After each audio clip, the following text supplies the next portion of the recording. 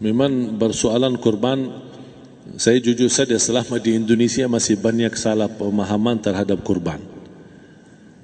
Dan saya pernah berkata, memang Islam kita di Indonesia Islam keturunan. Ya, jadi asal tahu saja.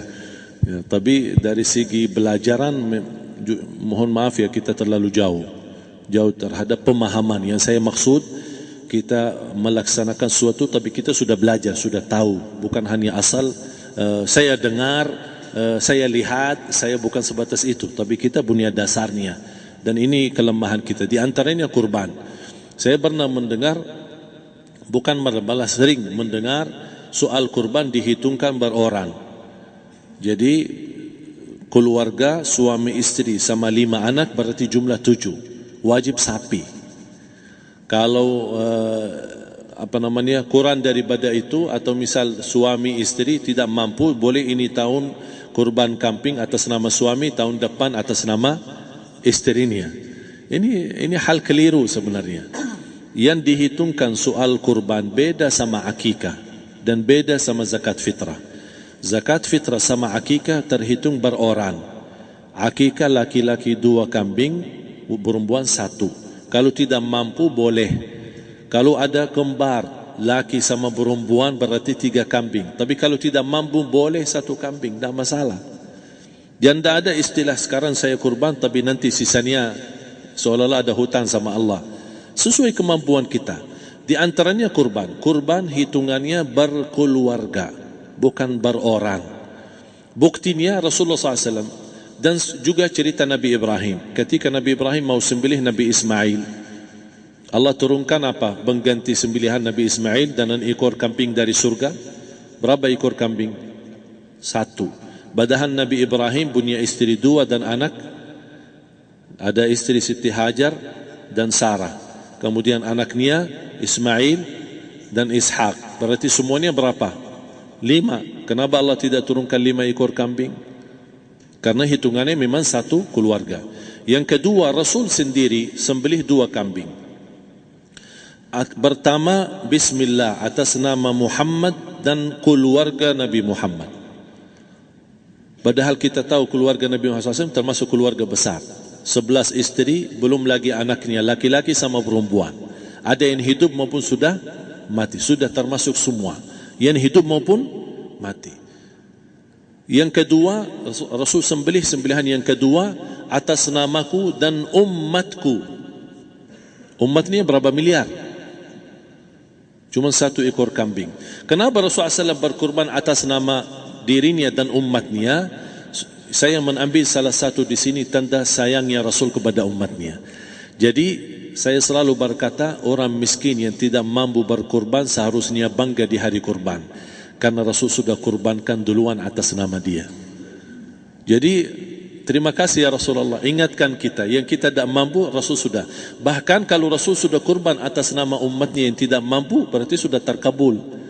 Kita aja belum tahu kabul atau tidak kalau kita berkurban. Tapi kalau Rasul sudah terjamin makbul. Oleh sebab itu hitungan kurban itu adalah 1 keluarga. Misal, bapa punya istri, punya anak. Itu kalau mampu sapi silahkan. Mampu 1000 sapi silahkan. Kalau soal kemampuan tidak ada masalah. Tapi kalau soal kewajiban, tidak ada wajib lebih daripada 1 ekor kambing. 1 ekor kambing. Misal, kalau bapa punya istri 4. Misal. Cuman ini misal. Ya. Istrinya 4. Setiap istri anaknya 10. Berarti jumlah berapa?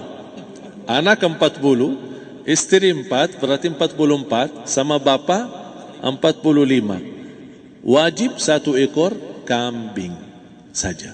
Cukup untuk semua ini. Tapi kalau soal mampu, ya silahkan. Mau 1000 kambing boleh, mau 1000 sapi boleh. Tidak ada yang melarang kalau soal kemampuan. Dan kalau kita mau sembelih, Bismillah atas namaku dan keluarga. Tidak perlu bawa data-data nama keluarga. Jadi disebutkan tukang sembelihnya ada capek menunggu sambil sebutkan nama-nama. Tidak perlu. Udah Bismillah atas namaku dan keluarga. Termasuk kata atas namaku dan keluarga, termasuk orang tua yang sudah meninggal. Termasuk orang tua yang sudah, karena kita adalah hasil daripada orang tua. Itu sudah termasuk, tidak perlu kita sebutkan. Ada sebagian ulama membolehkan kalau kita mampu, mau khusus kambing atas nama orang tua, tidak masalah. Kalau kita mampu. Tapi kalau kita tidak mampu, itu sudah termasuk orang tua kita bersama keluarga besar kita. Ini salah satu kenikmatan, dan ini termasuk juga sedekah yang berguna bagi orang yang sudah meninggal di keluarga kita. Wallahu ta'ala. Dan juga masalah panitia, bisa kita mewakili. Kalau kita tidak mengerti sembelihannya dan tidak mengerti cara bagiannya. Tapi ada satu sunnah yang termasuk kehilangan sunnah ini, adalah banyak yang tidak mau makan dari hasil kurban. Padahal itu sunnah Rasul. Dari akikah boleh makan, dari kurban pun boleh makan. Bahkan sunnah SAW dibagi 3. Sepertiga pertama dihadiahkan. Maksudnya kata dihadiahkan kepada orang kaya. Misal tetangga saya tapi orang kaya, dia bukan miskin, tapi boleh saling hadiah. Karena inti daripada hadiah silaturrahim. Ada keluarga kita termasuk mampu, tapi saya kasih, ini alhamdulillah saya sembelih sapi. Barangkali dia tidak mampu, cuma sembelih kambing. Udah, kita dapat daging kambing, dia dapat daging sapi. Tapi dengan niat hadiah, bukan sedekah, karena dia bukan orang miskin yang menerima sedekah. Yang sepertiga yang kedua adalah sedekah.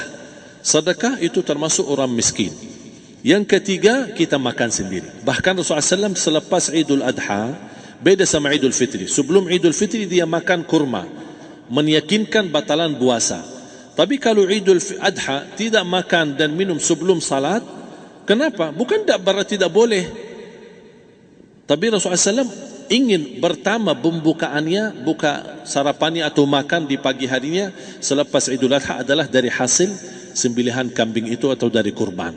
Jadi kita sebagian sedikit. Tapi kalau kita merasa alhamdulillah rezeki saya banyak di rumah, alhamdulillah banyak ada makanan, mau sedekahin semuanya, semua mau sedekahin, tidak masalah.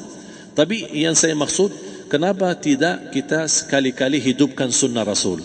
Jadi sebagian, walaupun ada sebagian sedikit lah, buat istilahnya sama sedikit porsi nasi atau apa, karena kita berhak sebagai kita kurbankan lillahi ta'ala, kita berhak menikmati kurban ini yang lillahi ta'ala supaya kita mendapatkan keberkahannya, bukan hanya orang lain.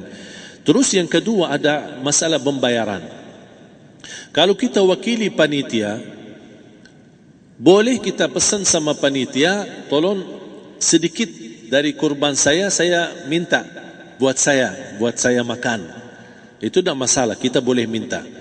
Dan boleh kita wakili, tapi kita tolong ingatkan, tidak boleh pembayaran hasil sembelihan itu dari kulitnya. Ini menjadi salah satu persoalan di Indonesia. Banyak tukang sembelih datang, ketika kita tawarkan untuk sembelih ini, berapa pak? Oh tidak apa-apa, kasih aja kulitnya sama kepalanya. Jangan anda setuju, jangan anda terima. Oh maaf, saya tidak bisa. Bapak berapa ongkos sembelihannya? Kita harus sepakat dulu. Tidak, saya ikhlas, tidak apa-apa, seikhlasnya. Tapi yang penting kepalanya sama kulitnya. Itu aja yang saya minta, yang lain tidak apa-apa. Tidak boleh. Tidak boleh. Kenapa? Karena ini kurban. Kata kurban berarti lillahi ta'ala, bukan untuk jual beli. Kalau kita sudah bayar dari bagian kurban, berarti bukan lillahi ta'ala. Harus kita jaga amalan itu. Tapi bagaimana cara jalan keluarnya? Kita harus sepakat, ijab kabul. Sepakat dulu, Pak, saya udah begini, saya kasih untuk sembelihan 50.000. Bapak setuju? Ya udah setuju. Selesai kan? Sudah sembelih, sudah potong, sudah semua. Lepas ini semua kita kasih ongkos 50.000 ongkos sembelihannya. Habis itu, Pak, kulitnya sama kepala hadiah buat Bapak. Itu tidak apa-apa, tidak masalah. Tapi bukan untuk bayar sembelihan. Faham maksud saya? Harus dibedakan supaya jangan sampai amalan kita kurban habis biaya, habis ini malah tidak diterima karena sudah kita bayar sebagian daripada kurban. Saya silahkan bayar apa yang kita sepakati, mau hadiahkan kepada dia karena kita tidak bisa guna. Buat apa yang kita mau gunain kulitnya? Tidak bisa. Tapi mereka, buat mereka lebih berguna, oleh karena itu kita bisa hadiahkan untuk mereka. Bahkan kita bisa juga kasih daging untuk mereka bisa menikmati sebagai sedekah. Wallahu taala alam.